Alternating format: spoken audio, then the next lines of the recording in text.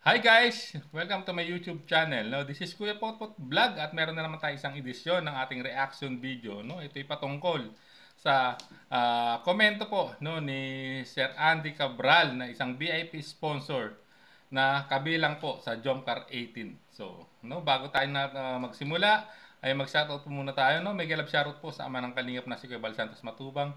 Ate Edna Vlogs, Kalingap Rab, 10 ng kanyang mga kasamahan at siyempre may galap shoutout din po sa lahat po ng sumusuporta no, sa buong Team Kalingap. Isang mapagpalang umaga po, tanghali o gabi mga Kalingap, saan man kayong sulok ng mundo naroroon. Naway lagi po kayong gabayan ng ating poong may kapal. At yun nga, no, ang ating pag-uusapan, ito yung naging komento po, no, sa live po, no, ni Kapitana ni Hides, no, na nagmula po kay Sir Andy Cabral, no. Ito yung sinabi niya, wanting Kapitana, hindi po kami sponsor ng Kalingap, no. May sarili kaming desisyon kung sino ang aming sasamahan. So, ayan. Dito sa puntong to ay may punto naman, no, si Sir Andy Cabral sa naging opinion niya, no, na siyempre, desisyon nila kung sino talaga yung sasamahan at tutulungan nila. But, no, ito yung hindi po kami sponsor ng Kalingap. Ibig sabihin, hindi lang siya, no? Marami, no? Kasi itong si Sir Andy Cabral ay isa sa mga VIP sponsor nakasapi po sa Jomcar 18 na pinamumunuan ni Miss Yang TV, no? Dito medyo naano ko, no? Ibig sabihin, no, talaga bakit niya nasabing hindi siya o hindi sila sponsor ng Kalingap, no? Although alam naman natin nung mga nakaraan nung kasi simula pa lang ng tambalang Jomcar, no? Kaya nga nabuo yung Jomcar 18 na grupo dahil nga dun sa Jomcar. Nakita naman natin yung full support nila nung una, no? Ng mga unang vlog, mga previous vlog po ng Jomcar na talaga namang grabe yung suportang ibinigay nila ng grupo ng mga kagrupo ni Sir Andy Cabral. Posibleng siyempre kasama na rin po diyan si Yang Mi TV dahil siya yung founder ng Jomcar 18, no.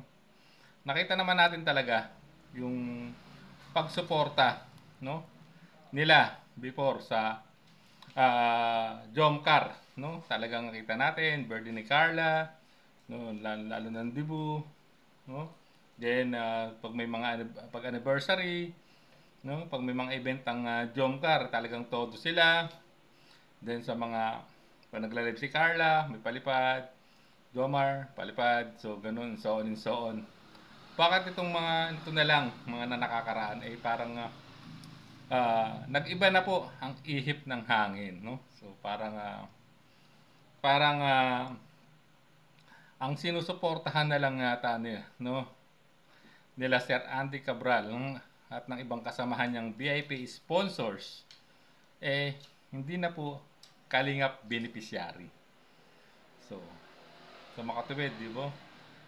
Kaya parang nako-curious na tayo na ano yung kung bakit ganun na ang naging komento, no, ni Sir Andy, no, kay Kapitana Nehed na sinabi niyang hindi kami sponsor ng Kalingap.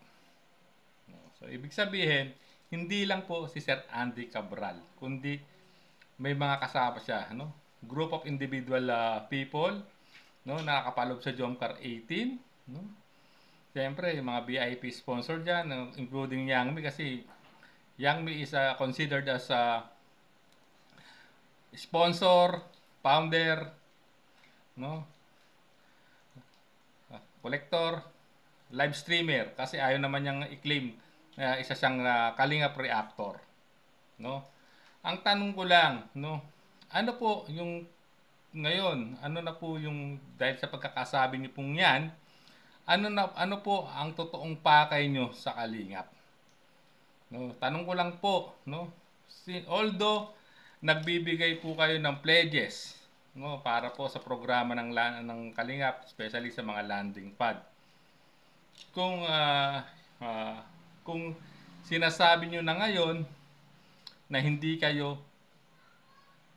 kami sponsor ng Kalingap. So, ibig sabihin ba po nito ay may kapalit yung itinutulong nyo o yung pinipledge nyo pong certain amount of money, no, sa progress, no, para sa landing pad, no? Meron bang kapalit yon na magbe-benefit po ba ay ang Jomcar 18 or at ang founder ng Jomcar 18 na si Yang Mi? No? Kasi kung ganun din lang po pala, hindi nakikita ko sa ngayon, hindi po bukal sa inyong kalooban itong mga ibinibigay nyo na pledges na with a certain amount, no? At kasi nga sinabi nyo hindi kayo sponsor ng Kalingap So ano po yung estado po ng Team Kalingap sa grupo nyo? Ito ba'y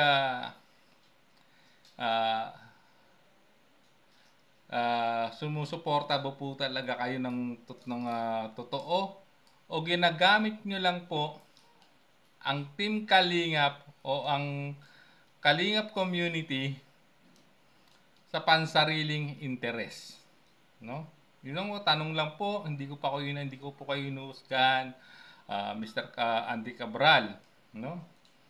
Since sinabi niyo naman kasi, yan, kitang-kita sa comment niyo, no, na highlights po yan ni Kapitana na hindi kami sponsor. So ibig sabihin, including yung iba pang VIP sponsor na nakapaloob diyan sa Jomcar 18. Di ba? So ano na po yung stance niyo, no, para sa inyo?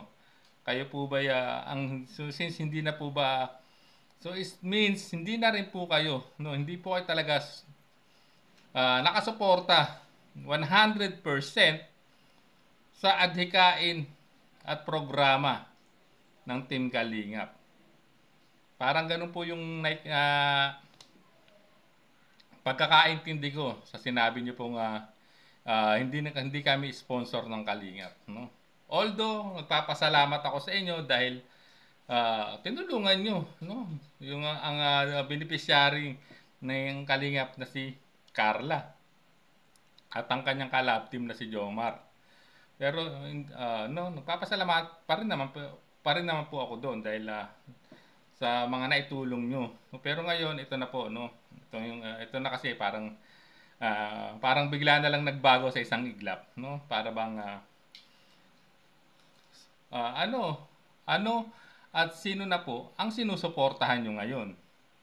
Kung hindi po kayo talaga matatawag, no? Kung hindi nyo kiniklaim na sponsor kayo ng Kalingap. Yun lang po ang tanong ko, mga sir, madam, no? Kung yung mga itinutulong nyo sa ngayon ay may kapalit, no? May kapalit ba to o bukal talaga sa loob nyo na ibinigay ito sa programa po ng ama ng Kalingap, no? Yun lang po, no? Kasi sabihin niyo lang po kung ano talaga ang stance nyo ngayon sa Kalingap, no?